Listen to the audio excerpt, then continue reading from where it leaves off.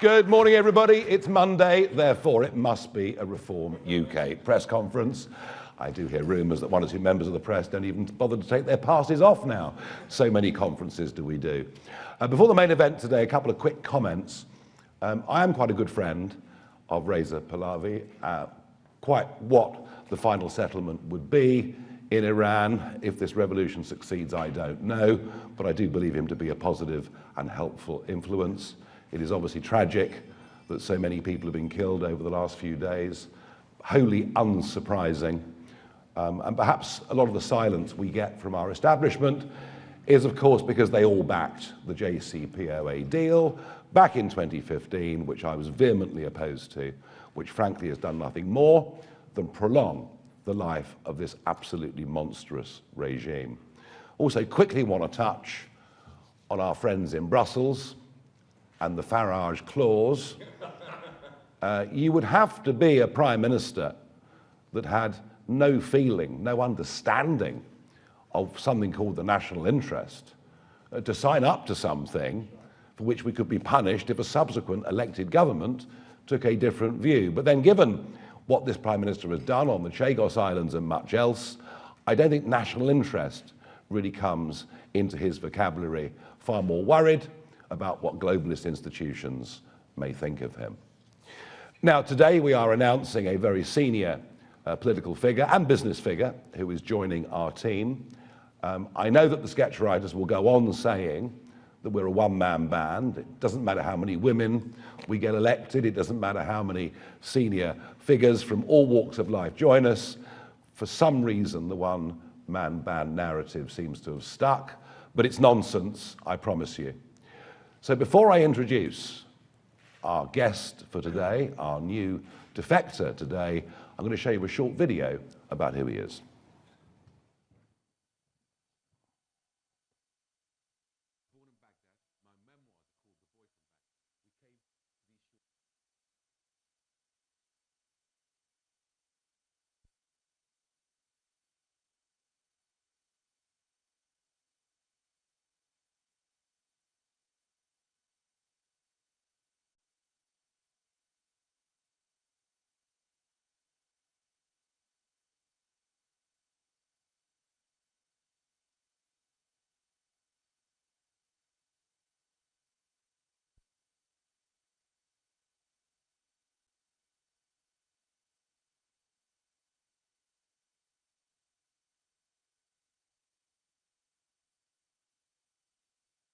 Baghdad. My memoirs are called The Boy from Baghdad. We came to these shores in 1979. I was 11 years old. We came with nothing other than hope and determination, but also knowing that this nation was the most civilized nation on earth. But my friends, today, Britain's broken, and I'm convinced that Britain needs reform. Nothing works. There is no growth. There is crime on our streets, and there is an avalanche of illegal migration that in anywhere else in the world would be a national emergency. Nigel recognises it's a national emergency, and I think in many ways we need to act in the same way as we did in delivering the vaccine programme. This room, this table, became my office during the pandemic, and I broadcast to the nation. These curtains behind me became quite famous on social media because I literally had to go on almost nightly just to reassure the nation that we had the team, we had the focus, and that we will deliver. I founded what I think is one of the greatest information businesses in the world, in YouGov. We all have to, at some stage, look in the mirror and decide what's best for our country. And I've gone from Councillor to Chancellor of the Exchequer to make this move, but I'm convinced it's the right move. Why? Because I think Britain is drinking in the last chance saloon, and it really does need Nigel Farage as Prime Minister.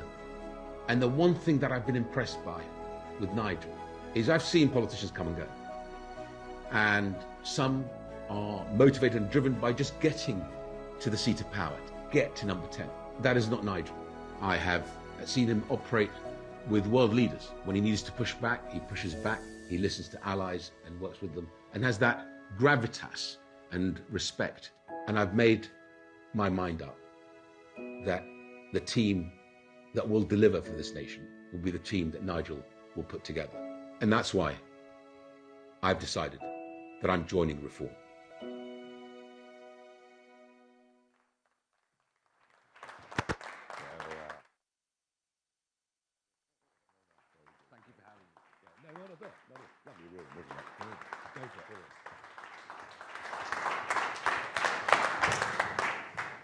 Good morning, everyone. I'm here today to tell you all, and of course the British people, that Britain needs reform.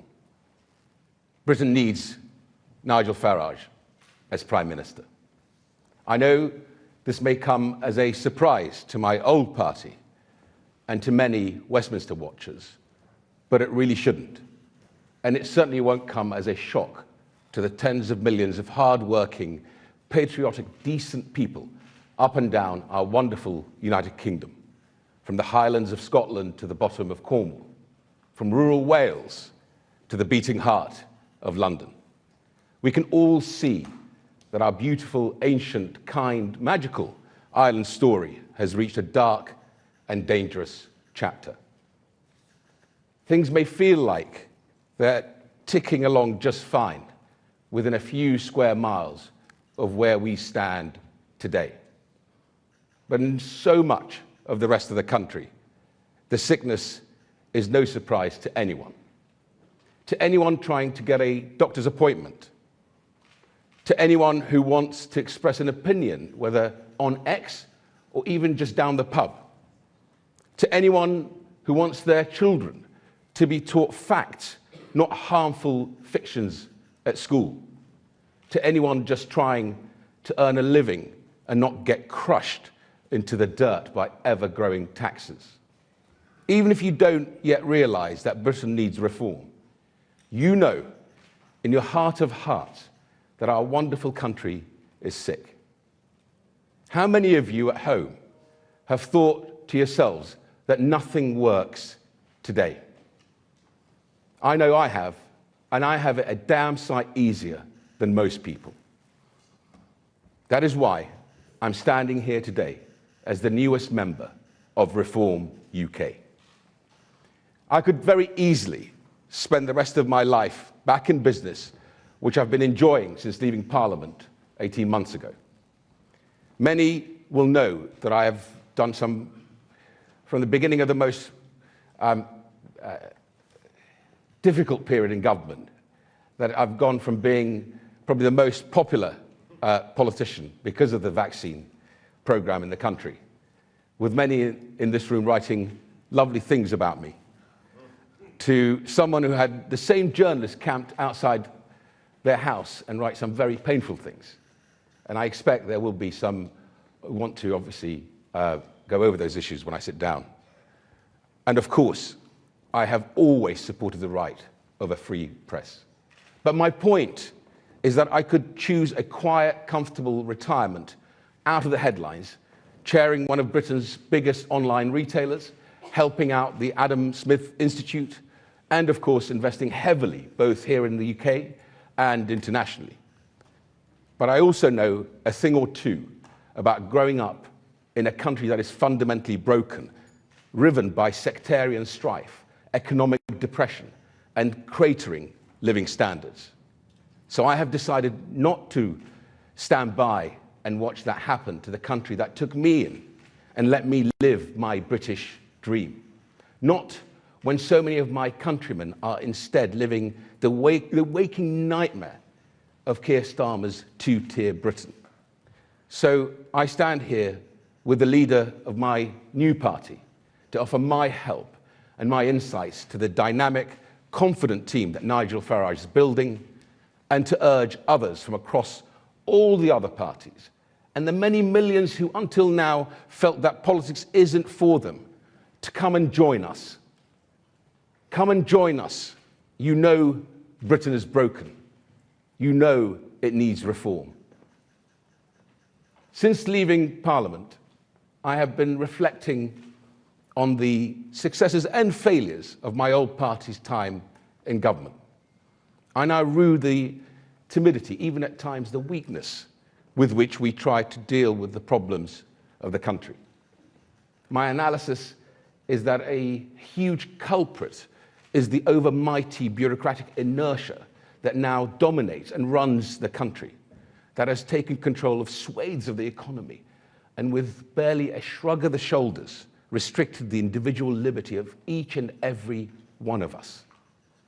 And we believed them.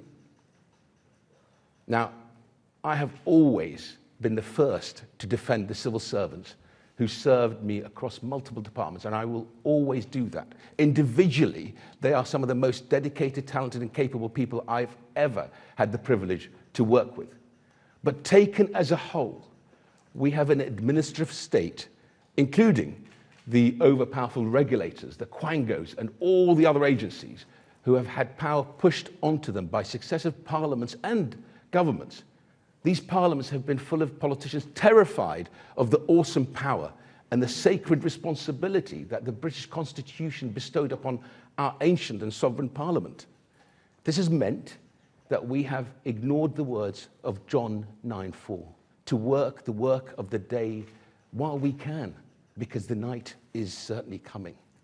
So it is time for another glorious revolution to get us back to a fully sovereign parliament, and where the government really is the government. For that, my friends, Britain needs reform. My old party, and by definition, to some extent, me personally, should share some blame for the continuation of the Blairite constitutional vandalism and our failure, to coin a phrase, to take back control from the entrenched powers of the unelected bureaucracy. Now, Conservatives did some important work, stabilizing the economy in the early years after Tony Blair's and Gordon Brown's destructive reign, reforming education and welfare, supporting Ukraine, and of course dealing with the pandemic as well as we could. But failures on mass migration, failure to strengthen our armed forces, or even protect special forces from insane government lawyers, and bad virtue-signaling legislation that has made us less competitive and less prosperous, to name but a few. These have provided me with painful lessons learnt that I will, I hope, benefit this great new team. One other lesson I have learnt from ruminating on my time in government is this: we should have been much more forthright about what we really think. I came into politics from a business background where straight talking was what you did. I probably picked up too much of the bizarre politicians speak of trying to talk around an issue rather than tackle it head on. So I'm going to be open about my real unvarnished fears for the country, because what has happened in the last 18 months has terrified me. We have a Prime Minister whose first instinct is to trust foreign judges over British people.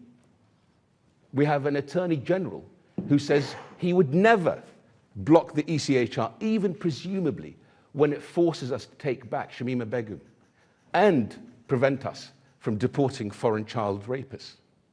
We have a Chancellor who does not understand economic growth, and a parliamentary Labour Party who, through their lack of engagement with the real world, or even seemingly living in it, actively despise the capitalist activity that to many millions of us is human, moral, creative, and dynamic. We have an energy secretary who couldn't be doing more damage to our living standards and our economy if he was actively trying to hurt us.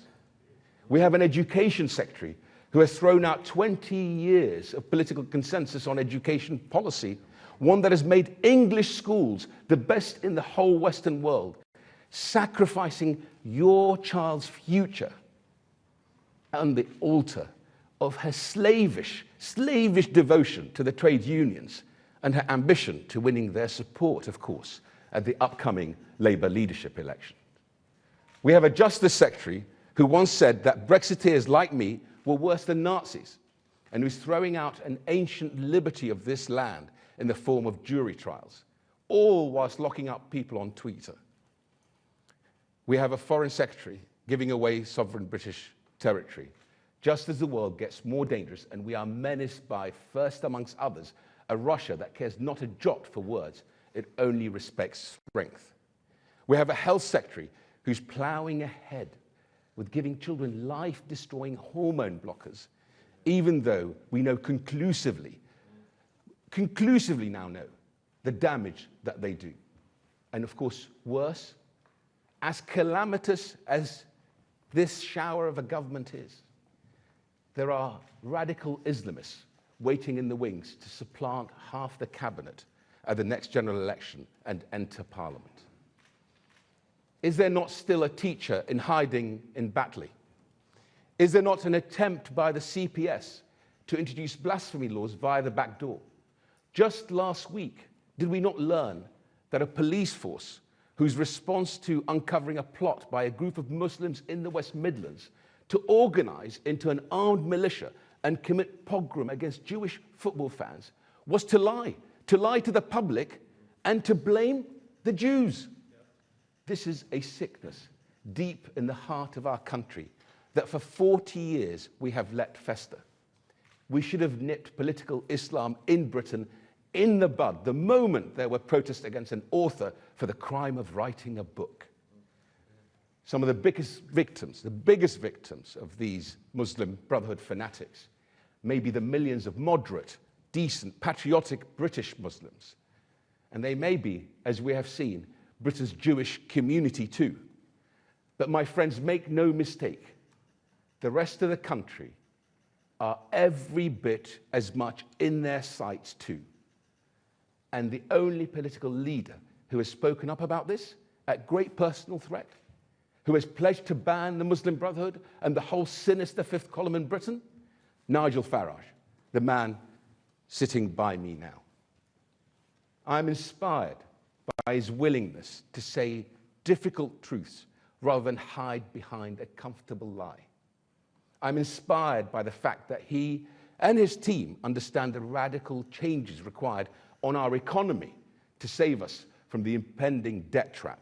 I'm inspired by their understanding that we need a foreign policy, one that ruthlessly seeks the British national interest. I'm inspired by their concern over the broiling social tensions out there in the country, and in my view, the undervalued risk of sustained civil unrest if we don't get back on track. In short, ladies and gentlemen, I'm inspired by reform. Our best days can lie ahead, they really can, and we can move into a glorious future. But at the moment, Britain is broken. Britain needs reform. I have joined this movement to put my shoulder to the wheel to help it. I encourage others to join us too. Thank you very much indeed.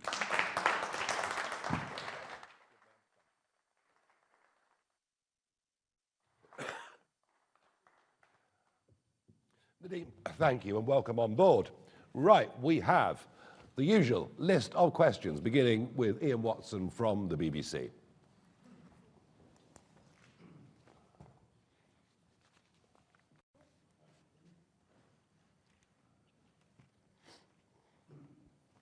Thank you. First question to Nadhim Zahawi.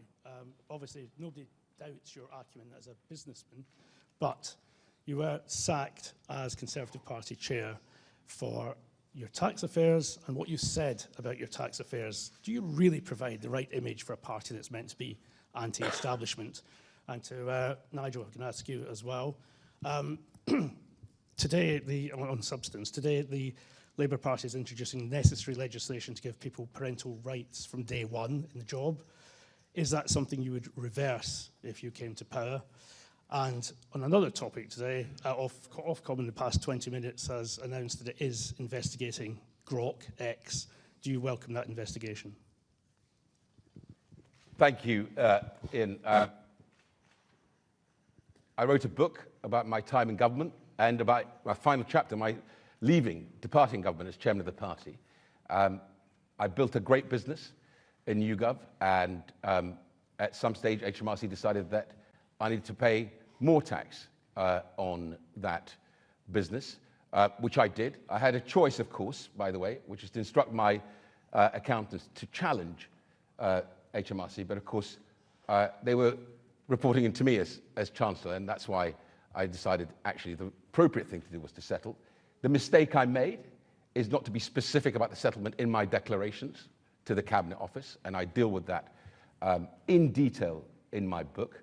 And I absolutely think that politicians should be held to a higher level of accountability, but I shouldn't be precluded from doing the right thing via my country, and I think I've got a set of talents and experiences that I can lend the team that Nigel's building to be able to get this country back on track. Yeah, it's the big difference really between here and America. And by the way, America's growing at 4.3%. That was the last figure we saw, and we're not growing at all. And in America, we accept that people have companies that fail. In fact, most successful Americans boast about how many failures they've had. And I saw Leila Cunningham being attacked by the media because a couple of her investments in firms haven't worked. So what? You know, that's what it's all about. She risked her money. Some you win, some you lose. And there's nobody with a complex business empire that does not have to have negotiations at some point with HMRC. That is how the world works. And I'd much rather have Nadhim, who's been through that experience and come out the other end. And he could have just gone abroad. He could have just disappeared for a few years and not paid any tax, which, by the way, increasingly is what people are doing. So, yeah, you know, we've got a very, very broad range of people in this party, but I'm pleased to say we've got several people in the upper echelons of reform who've been successful in business, unlike the government, where not one of them has. I'm all for parental rights. It's just all about what that balance and relationship is with employers. And I think, you know, what we've seen with the employment rights legislation thus far in this government is employer after employer saying, we will take on fewer people. And the rapid rise of youth unemployment, I think, bears testament to that already. On Grok, I mean, nothing from the current set of regulators and government would surprise me when it comes to the suppression of free speech. Do we like and welcome the particular feature on Grok that's made the news over the weekend? No, but let's talk to Grok. They've already made one or two steps in our direction.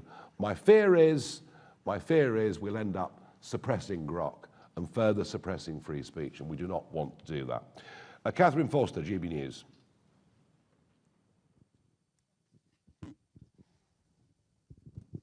Thank you, Catherine Forster, GB News. Nadhim Zahawi, a few years ago, you tweeted, "I'm not British-born, Mr. Nigel Farage. I am as British as you are. Your comments are offensive and racist. I would be frightened to live in a country run by you." Why the change of heart? And this was 2015. Oh, quite recent then, thank you. Yeah. Well, just asking about the change of heart. And also on Iran, Mr. Farage, would you support Britain potentially supporting US military involvement in Iran, and also us possibly prescribing the IRGC? Thank you. We should have prescribed the IRGC years ago, just as we should have prescribed the Muslim Brotherhood years ago, and I've been saying those things clearly and consistently for many, many years, and I've reiterated them in recent times. I cannot believe the stupidity of Obama, the European Union, the British Foreign Office, and some of your former colleagues who went along in 2015 with this JCPOA deal. It's been a disaster. It's freed up tens of billions of dollars for the Iranians. What have they used it for? They've used it to fund the Houthis, Hezbollah, Hamas. These are massive self-inflicted wounds, and so I've always felt vehemently opposed to this. We went for regime change against Saddam. We went for regime change against Gaddafi. The regime change we've always needed is in Iran, where the wonderful Persian people, with all their amazing talents, have been kept in this theocratic, brutal regime. I very much hope President Trump acts in the next few days. We don't know how many have been killed. It could be perhaps as many as 2,000, I'm told, before coming to this press conference.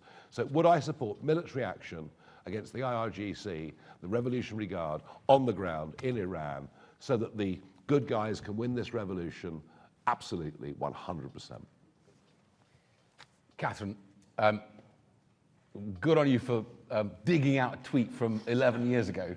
But all I would say to you is, if I thought this man sitting next to me was in any way had an issue with people of my colour or my background who have come to this country, who have integrated, assimilated, proud of this country, worked hard for this country, paid millions of pounds in taxes in this country, invested in the country, I wouldn't be sitting next to him. And I think he wouldn't be sitting next to me either. Quite. Rob Powell from Sky News. Thank you, Rob Powell, Sky News. Mr. Zahawi, as a former vaccines minister, how do you feel about reform giving a platform to a vaccine conspiracy theorist at their conference this year? We believe in free speech. We gave a platform to I thought I was asking Mr. Zahawi. who has nothing Mr. to do with that. Well, he wouldn't know the answer to this, would he? Well, he can He give wouldn't me know his the feelings answer. on it, There's though, no can't reason why he should. The And what do you gentleman that spoke is part indirectly of the American administration and gave an opinion. Okay. Well, if Mr. Zahawi wanted to answer that, and also tell me, what would you say to colleagues that you worked with in the Conservative government during the pandemic who might feel a little betrayed today? And Mr. Farage, if I may as well, in 2022, when Nadhim Zahawi was appointed Chancellor, you said, I thought Zahawi had principles, but tonight we learned all he's interested in is climbing that greasy pole. Are you now greasing that pole for your new colleague? If you look at the clip, you will see that I profess to be a fan. You did. Of the deal. I very publicly said I'm a big supporter of this guy. And actually, there was a period of time when I thought, perhaps, if he became the leader of the Conservative Party, things might start to look a little different. So I was a fan, openly, publicly professed fan. I was disappointed that he decided to join what I saw as a failing government at that moment in time. But I've always been a fan of his. Rob, I think you walked into that one. But thank you, Nigel, and thank you for the compliment. Look, ultimately, I reiterate again, I wouldn't be sitting next to Nigel if he thought that what we did on vaccine was in some way a failure. Quite the opposite. He's always said to me that what we were able to do was to harness the best of Britain, both from outside the civil service and from the civil service. We had Brigadier Phil Prosser, the great of our military, the great Emily Lawson, who came out from outside government to come and help into government, was something that he admired. But I have to say to you, and Nigel just gave the details, rightly so, because I wouldn't have known the details about their party conference. I have to say to you, I prefer a party conference and a party that is open and believes in free speech and allows their members, their candidates, to debate openly and to actually have substantive disagreement but come together and then move forward with a strategy, real clear strategy, than parties that don't allow that in the way the Labour Party is behaving and they behave at their party conferences. Maybe worth talking of vaccine rollout, remembering, maybe the Prime Minister's watching, we were only able to do what we did in the speed that we did it because we were not members of the European Union and all the associated medical bodies. All right? And that all seems to have been forgotten. We had the freedom to move and to act. And what Nadhim proved during that is this bloke gets stuff done. And if we head on and win the next general election, we're going to have a lot of stuff to do, including him. Thank you. Shihab Khan, ITV. Shihab Khan, ITV News. Nadhim Zahawi, you were a Conservative councillor, you became Chancellor, and you've now defected to Reform UK. You had previously said that you would be uncomfortable living in a country that was led by Nigel Farage. Given your dynamic, moving opinions, how can we trust a word that you say now? And Nigel Farage, a question for you. There's been a lot of talk about social media being banned for those under the age of 16. Is that something that you would be supportive of? Good question. Go on. Shihab, look, I'm going to sound like a broken record. I wouldn't be sitting here if I thought that Nigel Farage wasn't someone capable of leading the country, of becoming Prime Minister. And I'm sitting here because I have observed Nigel Farage in work, in operation, with world leaders, where not only was I impressed, but also watched him push back when he needed to. None of the sycophancy that you see from the current Prime Minister with the way he's behaving internationally. Chagos Islands comes to mind on that one. And that's why I'm sitting here. The nation will make up its own mind. I could easily, as you heard me say in my speech and Nigel repeated, just sit at home and do nothing. I think the country is facing a national emergency on the economy, on our open borders, on what is happening in parts of the country, which I genuinely worry about, that could actually tip over into civil unrest. And I could just walk away, but I chose not to, and that's why I'm here. I 100% support the ban on smartphones in school. 100% support it. Yeah, leave them in a locker as you go into the school, maybe take them out lunchtime break, I don't know, but I 100% support that. When it comes to banning things, I'm not very keen generally on banning things. My answer would be, let's see where Australia is in 6 months' time. Let's see whether this actually works. Now look, we have laws, of course, about what age you can start drinking. I mean, do those laws actually stop people drinking under 18? I'm not sure they do. I would say, let's see the Australian experiment, let's see how it works, and then make our minds up. Thank you very much. Martina Bett from The Sun. Thank you very much. Martina Bett from The Sun. Given a lot of attention has been paid to social media and youngsters, I would like to know if you thought that worklessness among young people, mental health crisis and social media are linked. And if so, given you're against a social media ban for under 16s, what would you propose to do to tackle it? I didn't say I was against it. I said there's an experiment that's been started by the Australians, and let's see whether it works or not. I mean, I think that's a perfectly reasonable position to come in. Look, worklessness amongst young people is terrible, it's awful. Too many of them are being told they're victims. We have ADHD diagnoses that are, frankly, multiple times what they ought to be. And I do genuinely think if you tell a kid at 16, 17 they're a victim, they may well stay with that mentality through the rest of their lives. And my colleague Richard Tice has done some terrific work on Send, where he says the odd thing is huge numbers of people are getting put on these programs that shouldn't, and those that really need the help aren't frankly getting what they need. So there's a lot of thinking to do. Frankly, this government, everything this government has done has added to worklessness for youth. Particularly cruel was dropping to £5,000 the level at which employers have to start paying national insurance. And yeah, great, to put up minimum wage for youngsters by 20% sounds wonderful, but you add the cost of that, you add the cost of NI, you add the cost of everything else in a business, and there are many tens of thousands fewer people out of work, young people out of work now than there were this time last year. And my feeling, and I could be wrong, this is purely a guess from going around the country, but I don't think I can ever recall out in the provinces such a mood of negativity amongst Britain's small and medium-sized businesses.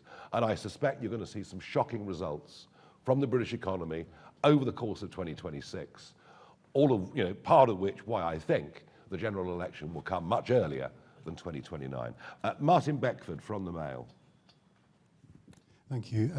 First of all, Mr. Zahawi, have you been promised any specific role with reform, either in opposition or in government, and will you stand as an MP again?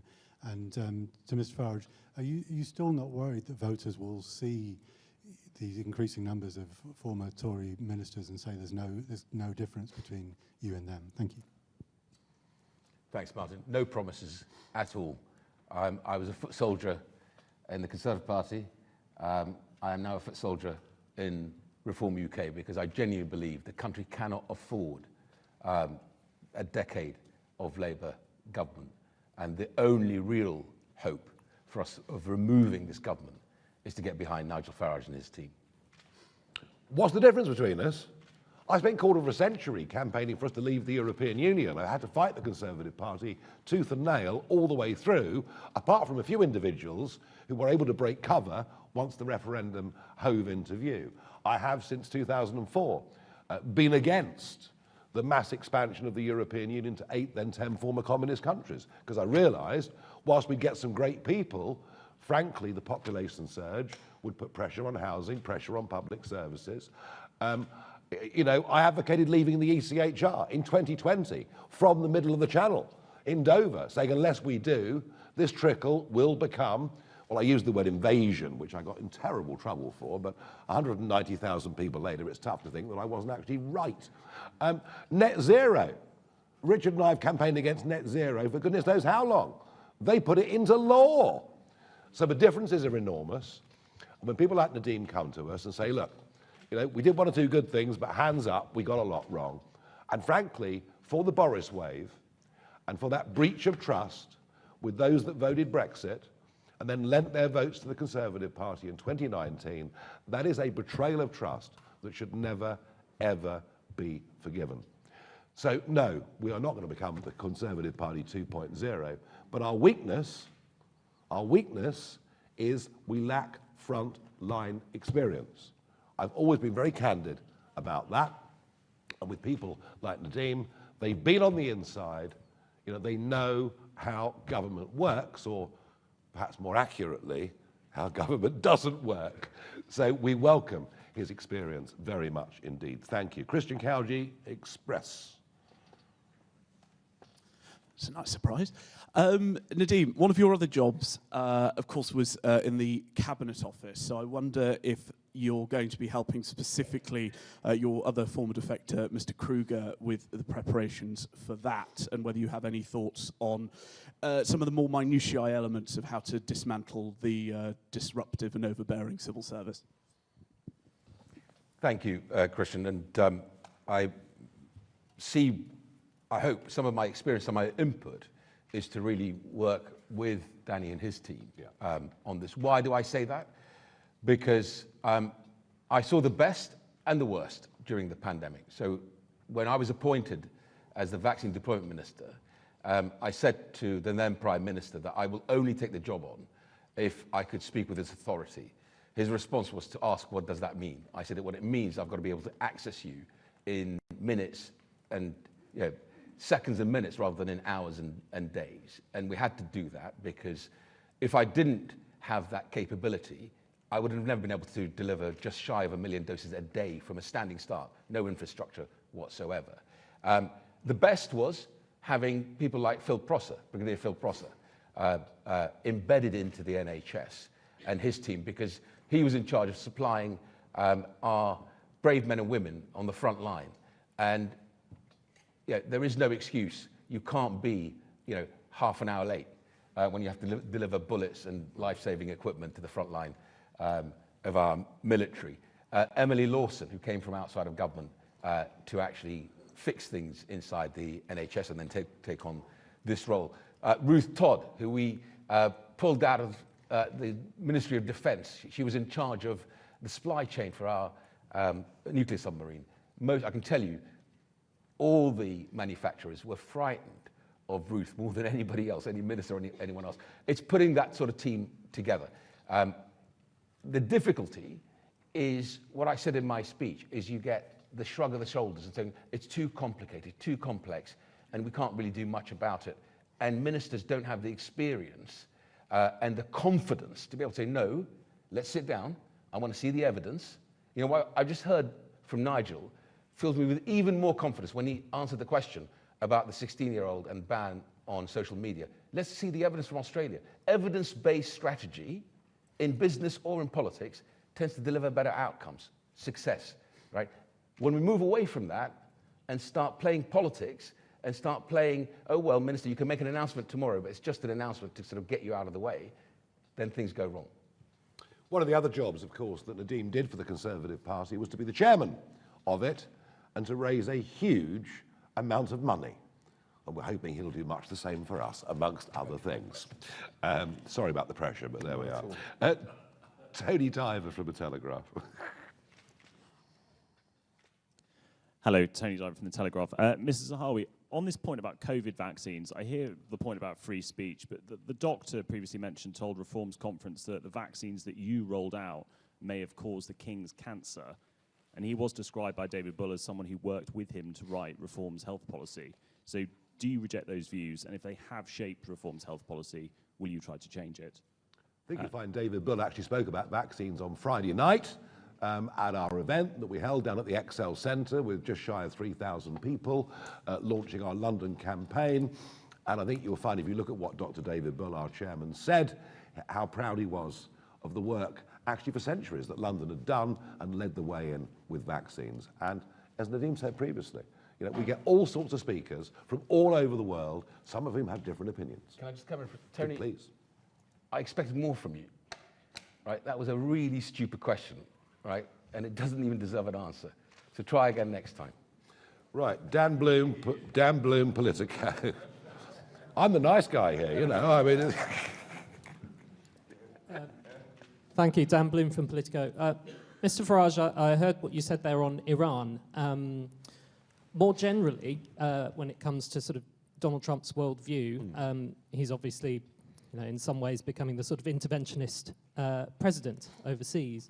Do you feel that him being the sort of the world's commander-in-chief more generally is not a thing that you would agree with? And Mr. Zahawi, I will try one more time with a stupid question. Did you seek any assurances from Mr. Farage or anyone else about Reform's policy on vaccines before you joined? Right, let me take that again. I still think it's a stupid question, and I'll tell you for why. I know you want to persist on this because you just heard from the leader of the Reform Party that David Bull spoke about this and was very clear on this, and you're still going on about, you know, were vaccines efficacious or not. I would not be sitting here, nor would Nigel be sitting next to me, if we didn't agree that we did the right thing for the nation to get the vaccine program to the success that it achieved, the fastest vaccine rollout in Europe, if not in the world. And so that is why I think it's a stupid question. Okay. If Donald Trump is knocking out the brutal leaders of Venezuela, and let's hope Iran, and thereby taking away the greatest allies that the Chinese Communist Party and an increasingly dangerous-looking Vladimir Putin, if that's what Trump is doing, I would argue very strongly he's doing the world a favour. Thank you very much indeed. Let's go to Tim Stanley, Daily T.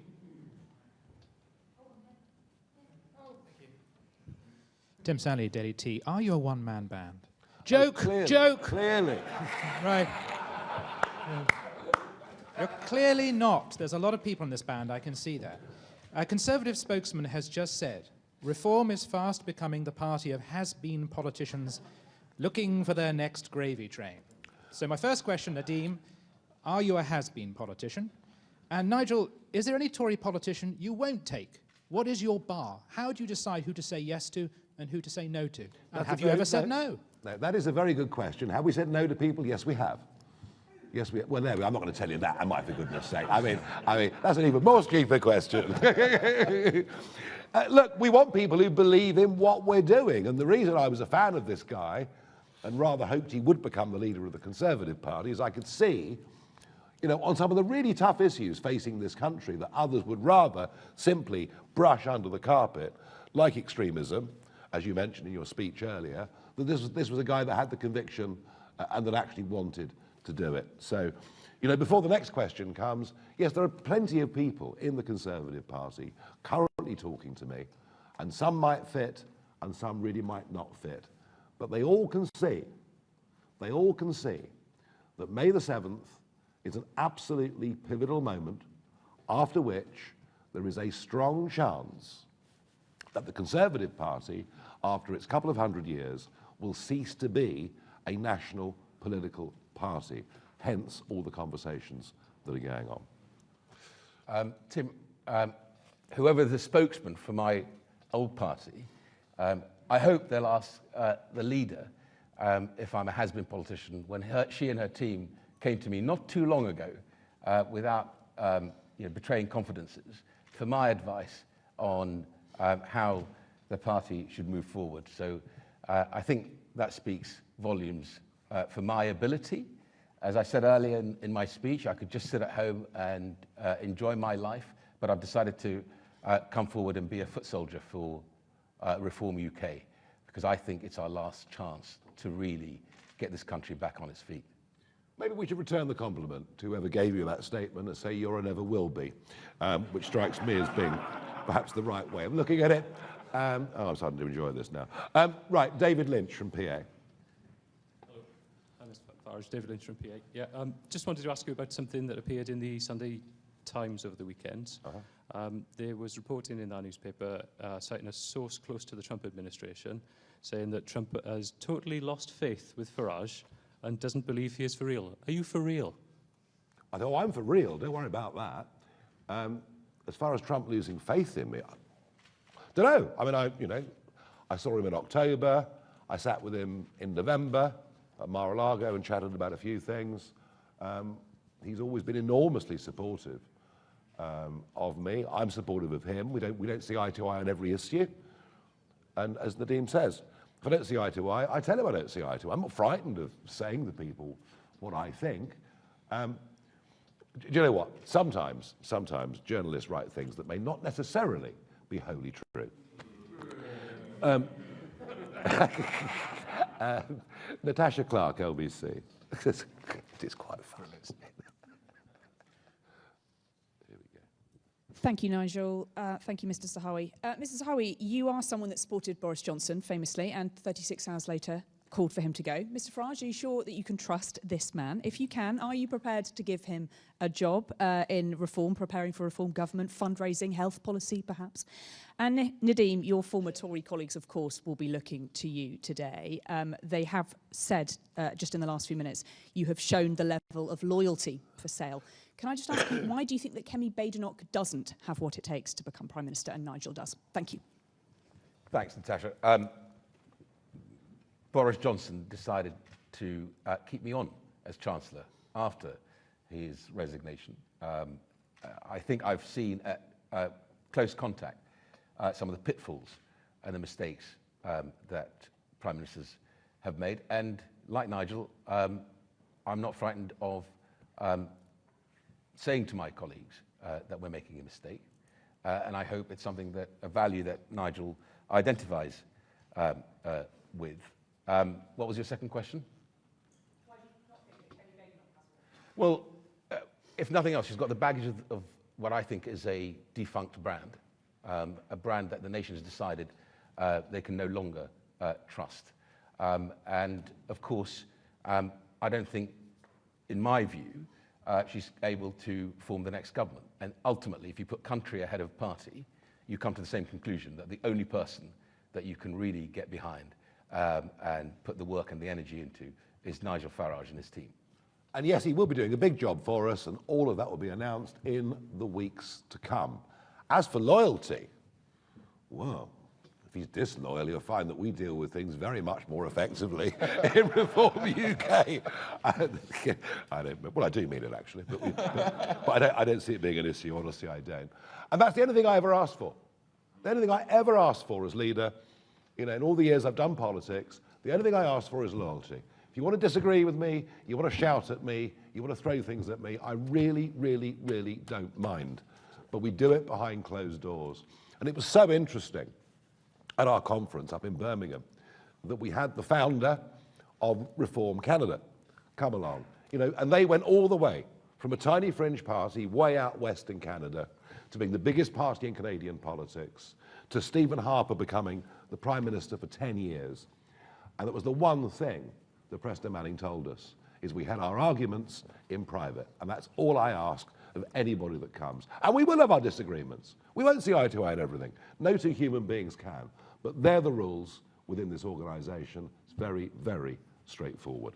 Lucy White from Bloomberg. Hi, Nigel. Can I ask you again on Grok? You mentioned that yourself and President Trump have disagreed on things in the past. Do you think that President Trump is right to consider sanctioning UK officials at Ofcom for taking action against child pornography on Grok?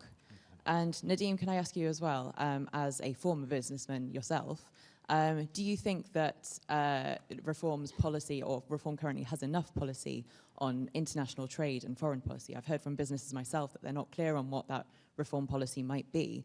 And in terms of importing and exporting in particular, do you have any ideas that you will be sharing with the party? Thank you, Lucy. Can I just touch upon, I know Nigel will come back on this, on the whole issue of Grok. What happened with Grok, by the way, you could do on PowerPoint, right? Anyone who chooses to want to create an image, you could have done in the past. So technology is moving fast. What you don't do, in my view, is take a heavy-handed approach and start banning stuff, right? What Nigel said is absolutely spot on. Elon Musk is one of the great businessmen of our generation, and he's rightly come out and said, we will fix this, and the fix is to make sure that people who are registered, who you know who their identity is, can use some of this new technology, not people who hide their identity, and I think that's a good thing. But when you start attacking a business just because you don't agree with the owner's politics or stance, I think it's a dangerous place to be, which is where, if the reports are right, is where Keir Starmer is at on this. So I just want to remind everyone here that all this stuff, technology moves all the time, right? We have to be the place that is open, and especially my new party and their absolute belief in free speech, be the place that cherishes that. On business and trade, I'm going to compliment someone else who is in the room here, is Richard Tice, because I've seen Richard operate internationally as well. He walks in a room and people listen. And that's, by the way, half the battle. More important than all the other headlines that you make is when they're listening, they know that you're true and you'll deliver. And that, if you ask any business, any other country that engages in negotiations on free trade with the UK, they think that actually up until now we've been totally slow and flat-footed in our negotiations. Why haven't we got a CETA deal with countries like the UAE? Because we've been slow. Because all we're saying is, well, we'll wait until we get the whole GCC. If that doesn't happen, we won't do this. Too flat-footed, too slow. We need to pump growth back in the economy, and I think what Richard will do will absolutely deliver on that. You may well worry and ask, why are the Americans so concerned about what's happening on platforms here? The answer is very simple. Graham Linehan, a foreign national who, for what he said when he was in Arizona, was arrested by 5 armed police at Heathrow Airport. And the fear of the Trump administration, this could happen to any of their top businessmen. I can't think of a more negative thing for the British economy or the reputation of our country than that. Matthew Holhouse, The Economist. Thank you. I want to ask about defence policy, if I may. Mr. Farage, you've been very clear that you wouldn't support the prospect of UK troop deployments to Ukraine. You've also been very consistent for years in arguing that NATO's enlargement to Eastern Europe has been provocative to Russia. I just wondered if you could take the opportunity really to clarify. Would a reform government maintain and uphold the UK's commitments to troops and aircraft on NATO's eastern flank, particularly Estonia and Poland, where there are big UK deployments under enhanced forward presence and air policing? Or, in your view, have these deployments constituted provocation of Russia? Listen, you're talking about an historical argument. Remember, I'm the one person that stood up in 2014 in the European Parliament and said there will be a war in Ukraine. All right? I got it right. Nobody else saw it. Nobody else saw it. I think the European Union's eastward expansion, NATO's eastward expansion, gave Putin a casus belli. He could say to the Russian people, look, this is what they're doing. So I think tactically we've got that wrong. Am I committed to NATO? Yes. Do I think Donald Trump's been a good thing for NATO? Yes, I do. He's massively increased spending of NATO countries, having made the same pledges as every American president since Kennedy. The difference with Trump is when he says stuff, he actually means it. But overall, you know, I don't think anybody would deny that under 14 years of Conservative government, our services were hollowed out.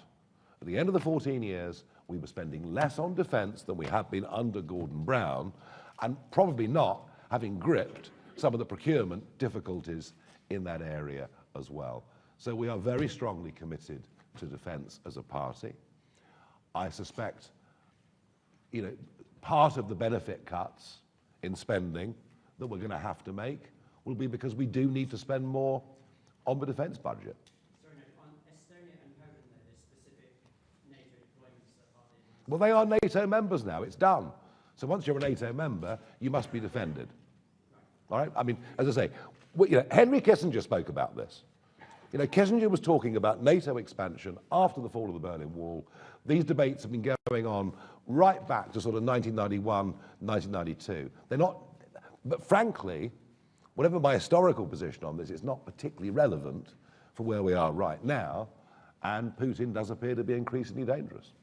is my take. Anna Gross, Financial Times. Thank you. This is a question for Nigel.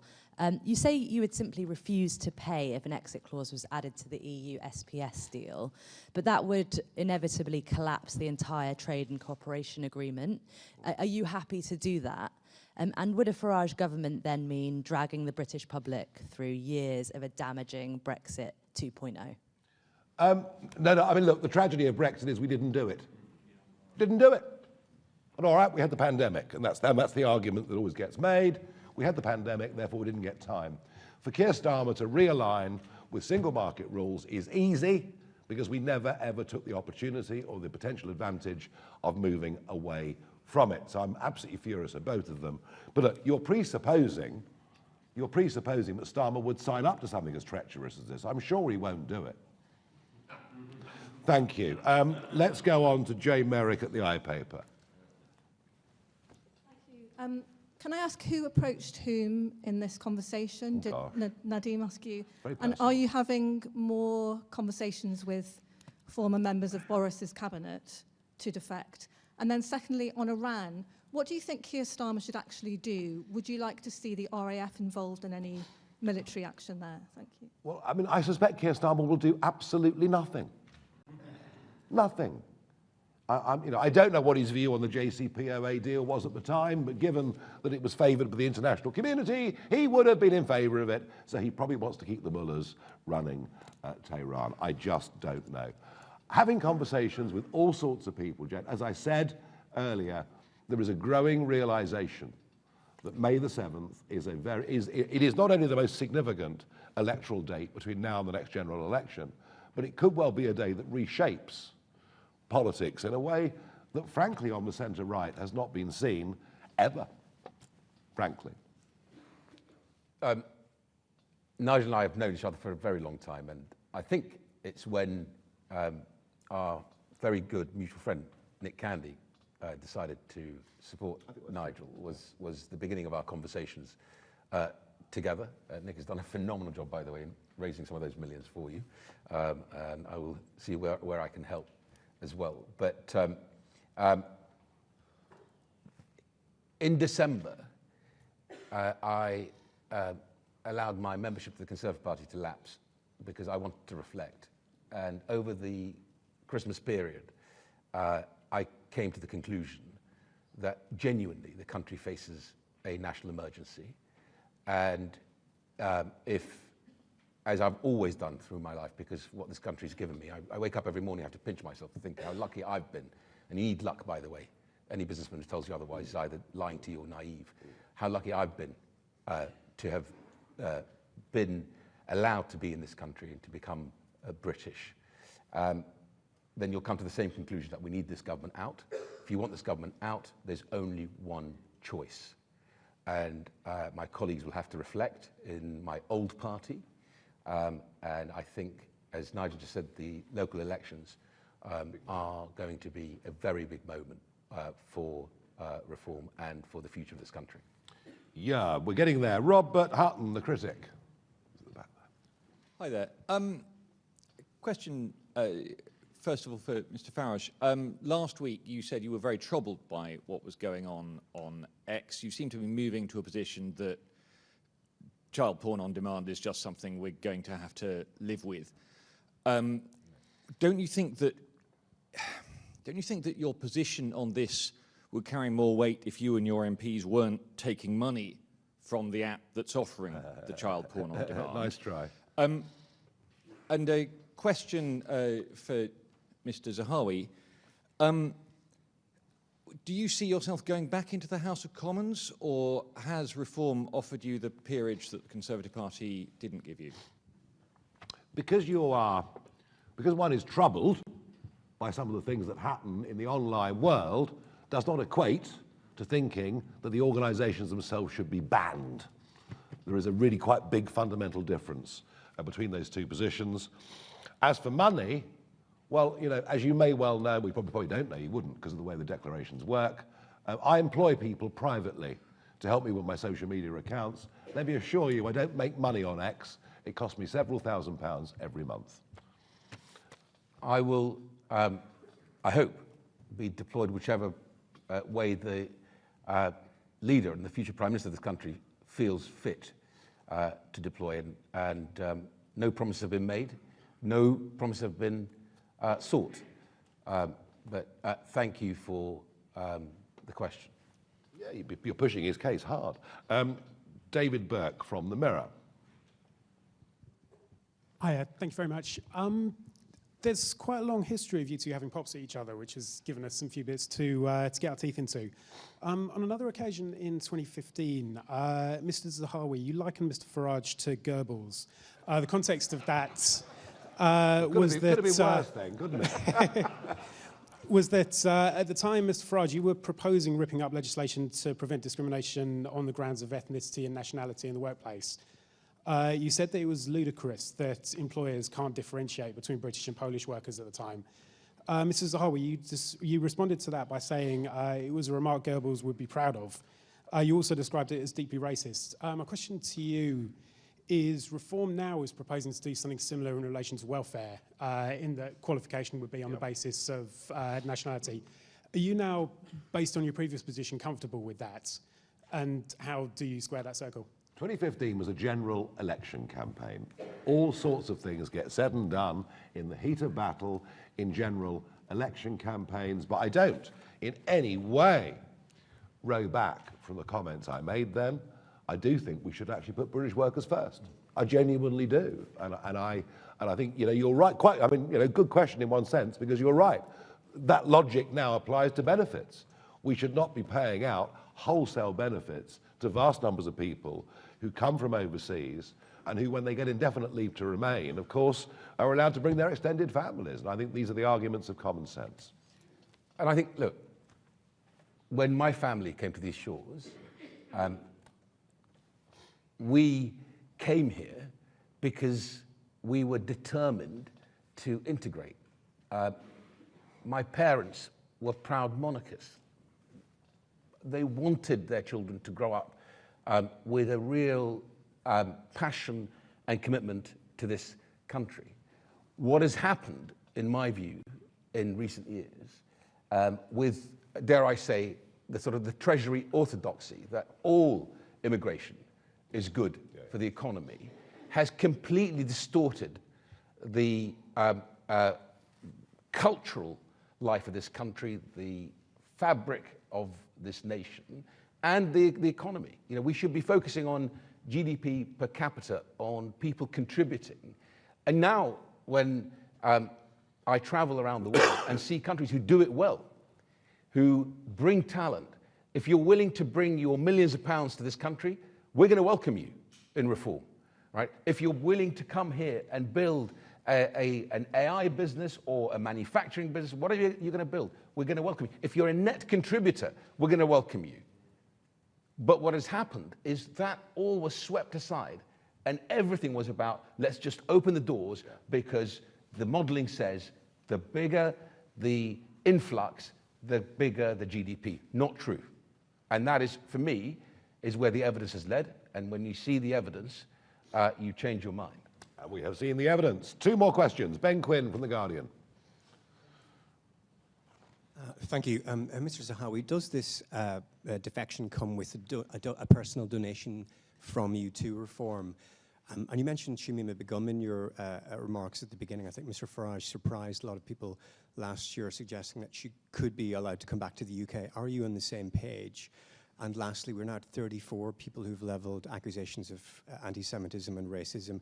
Can they all be dismissed as fantasists or political operators? 34 people, and that's to both of you, please. Thank you.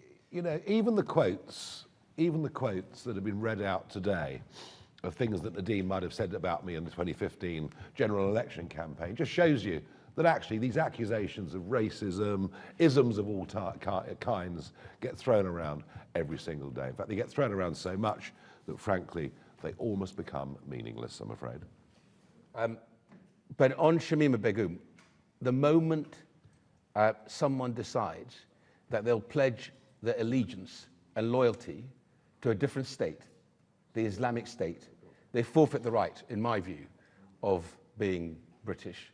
And I think I would certainly not want to be in a government that will welcome Shamima Begum back, and I'm sure, I hope my then Prime Minister would work very hard to make sure that that never happens. On the racism issue, I dealt with it at the beginning. I don't think I'd be sitting here, or Nigel would be sitting with me, if I thought or he thought there was an iota of racism. Although, in preparation for this morning, I thought I'd also look up, Nigel, everything that's been labelled racist in our country. Coffee has been labelled racist. Picnics have been labelled racist. The Traitors programme, that's racist. Electricity, according to The Guardian, has been labelled racist. And mathematics has been labelled racist. Yeah. This is a joke. Yeah. As for the donation, we haven't got the donation No out donation. of him. No donation yet. But he will be locked in a room with Lee Anderson after this press conference, and who knows, we might make some progress. Final question. Daisy Eastlake from The Times. Thank you. My first question about the defection. You said about how you're in conversation with more Tory MPs and former MPs about defection. Will you put a number on the further number of Tory defections set to come before May? And more generally, The Times reported this morning that the Home Affairs Select Committee is preparing to call for the Home Secretary to sack Craig Guildford, Chief Constable of West Midlands Police Force, over the decision to ban away fans from the Maccabi Tel Aviv match against Aston Villa last year. Farage, you've called for him to go in the past, but how long do you give Shabana Mahmood to sack him? The answer to your first question is no. And I'm amazed this Guildford bloke's still there.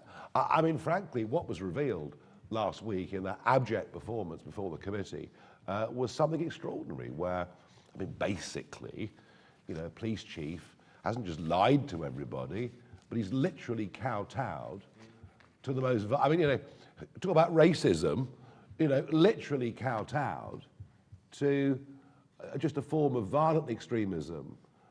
Again, and frankly, you know, it's quite funny, isn't it? I mean, where are all the screaming protests outside the Iranian embassy?